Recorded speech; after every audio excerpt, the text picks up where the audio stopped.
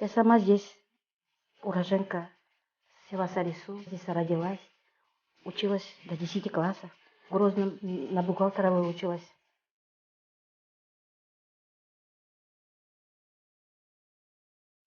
У нас, как у всех кавказцев, готовят национальные блюда. Сегодня мы будем готовить, по-нашему говорят, называется это нкал. У чеченцев говорят жижигалыш. У казахов у нас бешбармак. Но бешбармак готовится с луком. Мы будем сегодня готовить с чесноком. Для этого берем мы муку, просеиваем, готовим. Делаем мы большие порции, если когда бывает много людей. А сегодня ко мне тоже должны прийти гости в культурном центре, которые с нами вместе, они общаются тоже. Я родилась в селе Сарису.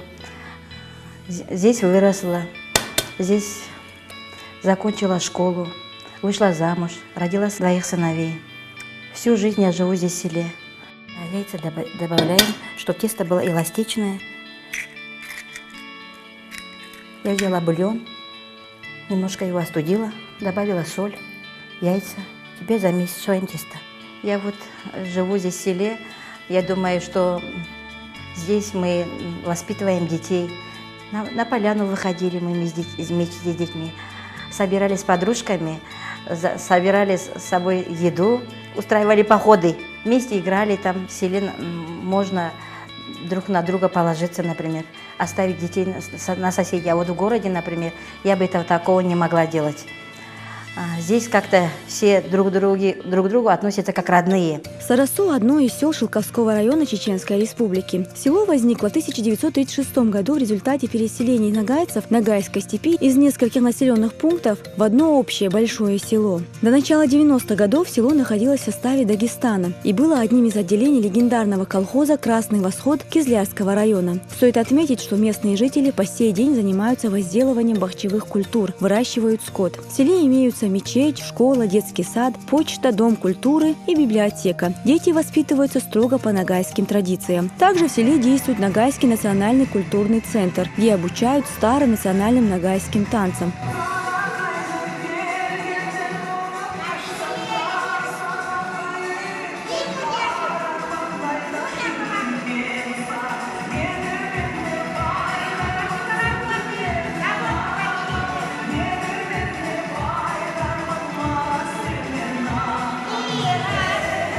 Численность населения именно ногайской национальности составляет около 2000 человек. Я как вышла замуж, раньше как-то дома мама постоянно у нас готовила, принимала гостей. Мама тоже любила очень хорошие пироги, у нее получались, пекла она. Была хорошей хозяйкой. А на основе бульона для чего готовится? Бульон, чтобы придать вкус тесту. Тесто у нас уже получилось. Тесто получилось у нас хорошее. Не прилипает уже к рукам.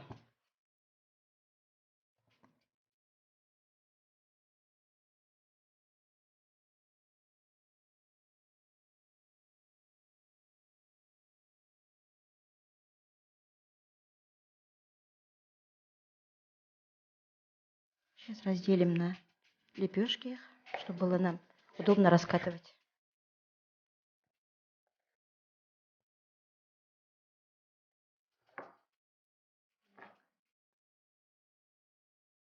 У нас в Сарису есть озеро, есть коллектор. Дети, как лето начинается, наши дети начинают там купаться. Главное преимущество в нашем селе, я считаю, то, что здесь сохранились традиции, нравы, воспитание у нас у детей хорошее. Поэтому я думаю, что село этим, наверное, нас и притягивает. Лепешки сейчас мы сделаем, чтобы нам было легче раскатывать. Тонкий хинкал, он же как-то быстро хорошая осваиваемая пища, чем она считается как-то калорийная.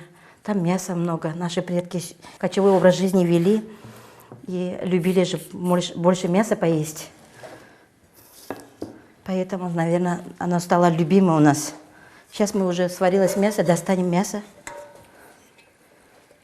Какое мясо обычно используют в этом блюде? Говядину можно баранину. Мы сегодня готовим из говядины. Мясо сварилось хорошо, жирное мясо. Потом мы жир сейчас снимем его, будем поливать потом наш хинкал.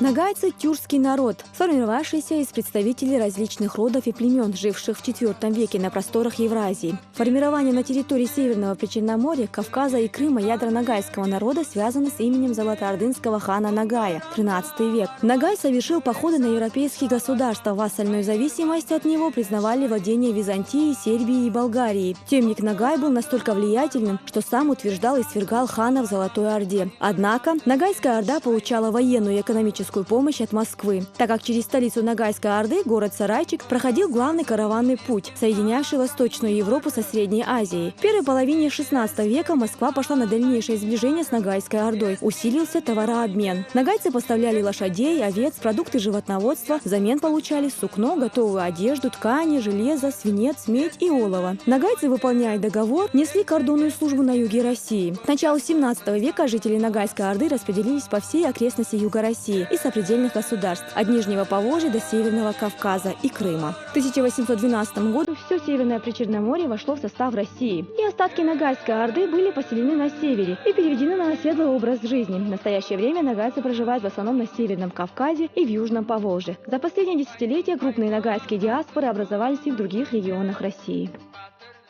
Сейчас будем раскатывать наш хинкал.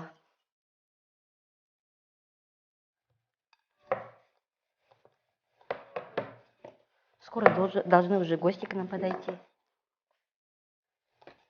Лепешки у нас должны быть тонкими. Чем тоньше, тем лучше.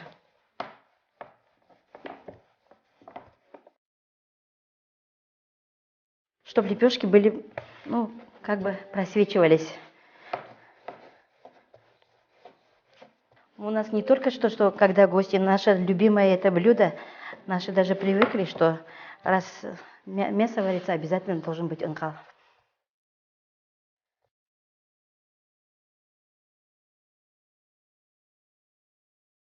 Любое блюдо готовлю. Я же просят на свадьбах, на поминках, везде, когда просят, готовлю. На поминках у нас готовится мясо с бульоном и сладкий плов. Сладкий плов тоже я варю. Это тоже считается у нас, как у нагайцев, национальное блюдо. Испокон веков наши нагайцы тоже варят этот сладкий плов. Он готовится с изюмом. Точно так же и на свадьбах я готовлю. Я не знаю даже, что сказать, не секреты. Если любое блюдо, думаю, готовишь ты его душой, оно должно у тебя получиться. Исторически сложившаяся система питания нагайцев была построена на строгом балансе молочных и мясных продуктов.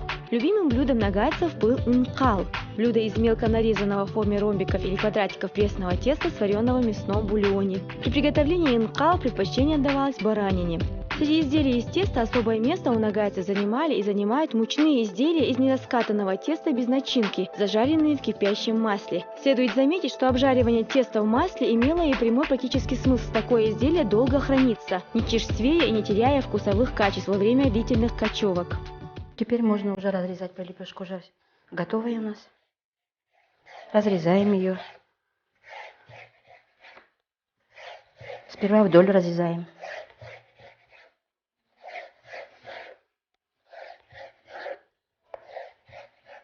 Теперь можно поперек, мелко разрезаем.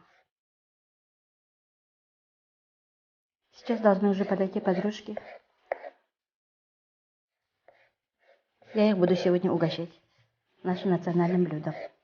Я помню, когда в детстве еще была маленькой, наблюдала.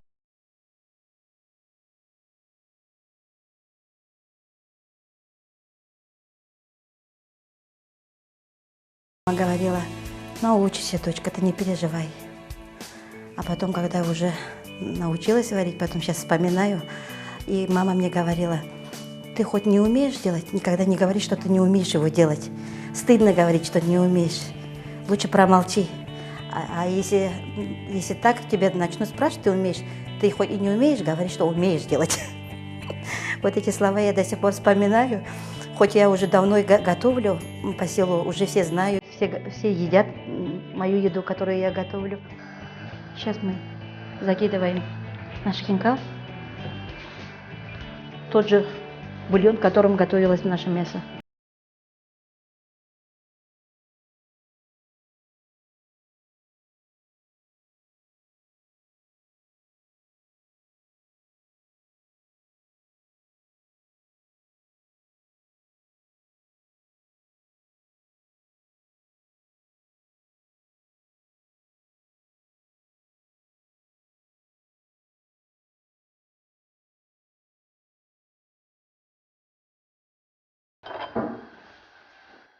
Тесто тонкое, оно быстро варится.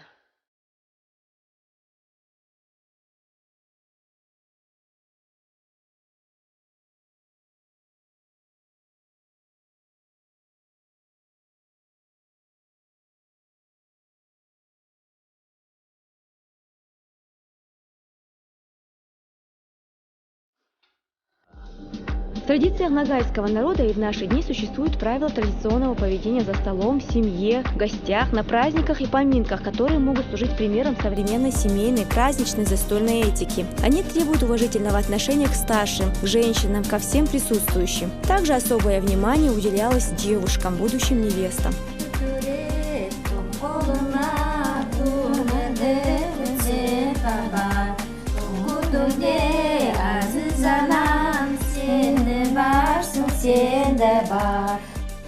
У каждого народа на Северном Кавказе свои традиции, свои обычаи. В каждом доме обычно бывает невеста, растет невеста. И мама невесты всегда готовит чемодан. У нас называется сундук, сандык мы называем его. И вот мама готовит приданое своей дочери. Вот видите, у нас материалы, она готовит платки, все самое лучшее. Вот в этом сандыке всегда держались самые хорошие, что есть в доме. Деньги, например, серебряные украшения. Вообще у нагайцев золото особо так не ценилось с давних времен. Ценилось серебро.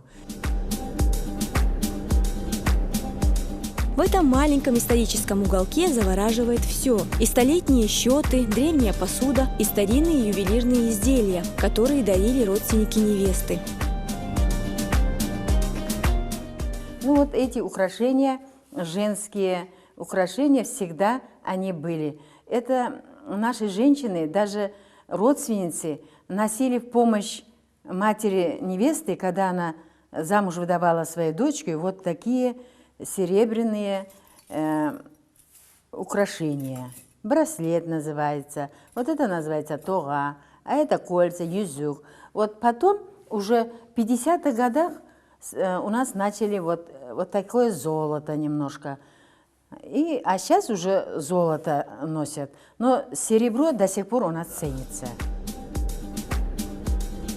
Зная, что предки нагайцев вели кочевой образ жизни, интересно еще посмотреть, в чем же они готовили пищу. Традиционная система питания нагайцев сохраняет свои этнические особенности, а национальные блюда продолжают занимать доминирующее положение в их кухне.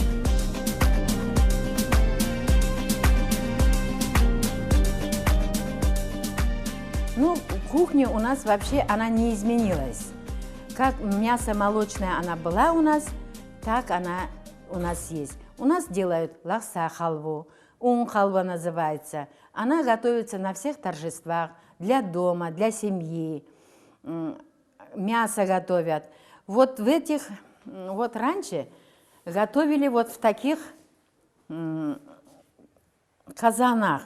Мясо варилось оно отапливалось, тизяк называется, тоже из овечьего помета оно делалось, специально тоже технология своего возделывания. И вот это мы нашли. Сейчас, конечно, этого нету. У нас жизнь хорошая. Мы благодарны нашему главе, нашей республике, нашему государству, что у нас вот такая цивилизация до нас дошла. И мы живем очень дружно. Но мы вот по мере своей возможности показываем нашим детям, подрастающему поколению, что вот наши предки вот так жили. Потому что у нас раньше был кочевой образ жизни, и вот такие тренировки были, и они могли вот с таким тезаком топить, варить мясо, делать хлеб, ну что нужно для хозяйки.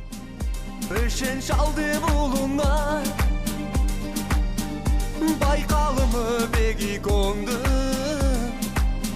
68 таңна. Яз кетеді, күз келеді, түрленеді табият. Я на сегодняшний день благодарю Всевышнего за то, что Он послал мне своих сыновей, детей, родных, близких, хороших соседей, друзей. Я даже радуюсь каждому моменту тому, что я вижу своих односельчан, своих родных и близких. Это моя мать, свекровь моя. Это мои подружки. Пришли сегодня ко мне в гости.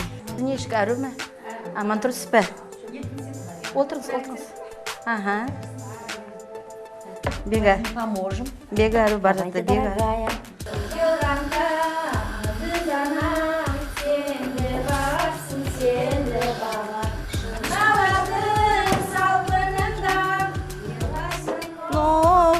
Yıllar, so yıllardır aziz anam, sen de varsın, sen de var. Salkınında yıllasın noğa yıllar, so yıllarda aziz anam, sen de varsın, sen de var. Вот и готово наше национальное блюдо нхал. Садитесь все. Наши гости, садитесь. Мы еще сегодня успели, и песни спеть успели, и наше блюдо национальное приготовить успели. Вместе веселее.